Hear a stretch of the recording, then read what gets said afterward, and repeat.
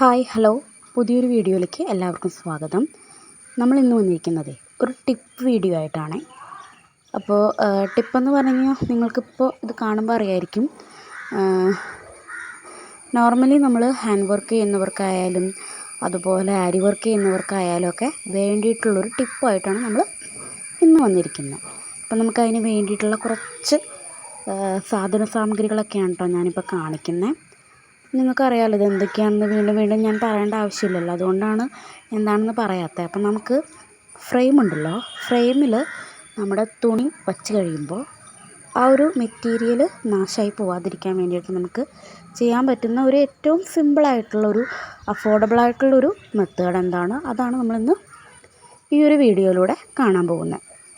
അപ്പോൾ ഫ്രെയിമിൻ്റെ അറിയാലോ നിങ്ങൾക്ക്, ഫ്രെയിമിന് രണ്ട് ഭാഗം ഉണ്ടാവും, രണ്ട് റിങ് ഉണ്ടാവും. ആ റിങ് എന്താ പറയുക, സ്ക്രൂ വെച്ചിട്ട് മുറുക്കിയിരിക്കുന്നതാണ്. അപ്പോൾ അതൊക്കെ ഒന്ന് മാറ്റിയിട്ട് രണ്ടും സെപ്പറേറ്റ് ചെയ്തെടുത്തിട്ട് വേണം നമ്മൾ ആദ്യം കോട്ടൻ്റെ ഒരു ഫാബ്രിക് വെച്ചിട്ട്, അത് നമുക്ക് വേണമെങ്കിൽ വാങ്ങാം, അല്ലെങ്കിൽ നമ്മുടെ തന്നെ പഴയ മുണ്ടുകളോ നമ്മുടെ വീട്ടിലുള്ള മുണ്ടോ എന്തെങ്കിലുമൊക്കെ ഉണ്ടെങ്കിൽ അതെടുത്താലും മതിയാവും. അപ്പോൾ നമ്മൾ ഈ ഒരു ഫ്രെയിമിന് ചുറ്റിലും ഈ ഒരു വെള്ള ഫാബ്രിക് നമ്മളിങ്ങനെ ചുറ്റിയെടുക്കുകയാണ്. അപ്പോൾ അതിന് വേണ്ടിയിട്ട് ഒരു ഇഞ്ച് ഗ്യാപ്പിലാണ്, അല്ലെങ്കിൽ ഒരു ഇഞ്ച് വീതിയിലാണ് ഞാനത് മുറിച്ചെടുത്തിരിക്കുന്നത്. റിബൺ പോലെ ഇങ്ങനെ മുറിച്ചെടുത്തിട്ടുണ്ട്.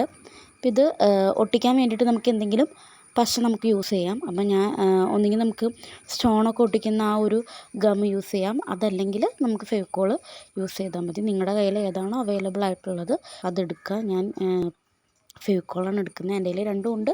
അപ്പോൾ ഞാൻ ഫെവിക്കോൾ തന്നെ എടുത്തിട്ട് ഇത് ഒട്ടിക്കാമെന്ന് കരുതി.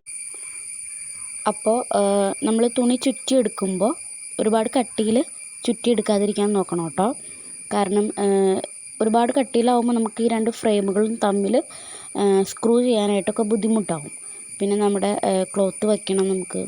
അപ്പോൾ ക്ലോത്തിനായാലും പല വിട്ടുള്ള അല്ലെ പല തരത്തിൽ കട്ടിയുള്ള തുണികളാണ് ഉള്ളത്. അപ്പോൾ അതുകൊണ്ട് തന്നെ കട്ടി കൂടിക്കഴിഞ്ഞ് കഴിഞ്ഞാൽ നമുക്ക് ക്ലോത്ത് ഫിക്സ് ചെയ്യാനോ അല്ലെങ്കിൽ ഫ്രെയിമുകൾ തമ്മിൽ ഫിക്സ് ചെയ്യാൻ വരെ ബുദ്ധിമുട്ടായിരിക്കും.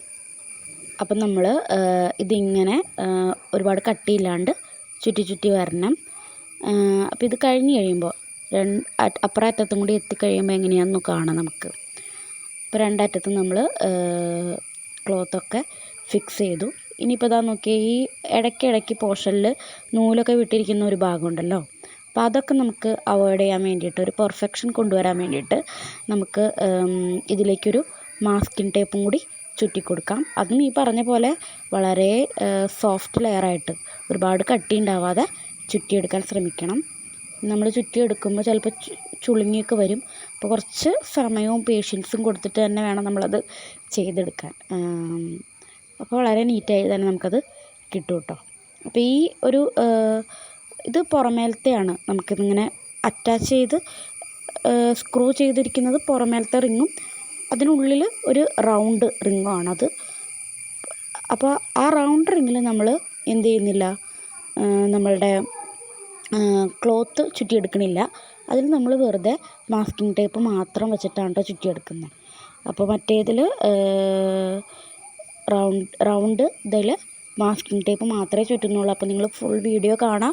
ഇതൊരു യൂസ്ഫുൾ വീഡിയോ ആണെന്നാണ് എനിക്ക് തോന്നുന്നത്. കാരണം പലപ്പോഴും നമ്മളുടെ ക്ലോത്തിലായാലും അല്ലെങ്കിൽ കസ്റ്റമേഴ്സിൻ്റെ ക്ലോത്തിലായാലും ഒരുപാട് പ്രശ്നങ്ങൾ നമ്മൾ ചെയ്ത് കഴിഞ്ഞതിന് ശേഷമായിരിക്കും നമ്മളെടുത്ത് നോക്കുന്നത്.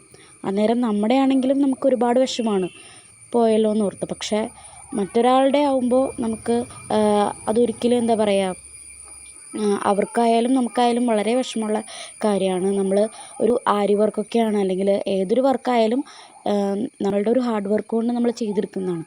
അപ്പോൾ അതിൽ ലാസ്റ്റ് തുണി നാശമായി പോയി കഴിഞ്ഞ് കഴിയുമ്പോൾ നമ്മൾ ചെയ്യുന്ന വർക്കും പോകും, നമ്മൾ ഉപയോഗിക്കുന്ന സാധനങ്ങളും പോകും. അപ്പോൾ നമ്മൾ കഷ്ടപ്പെട്ട് ഉണ്ടാക്കിയെടുക്കുന്നതാണല്ലോ.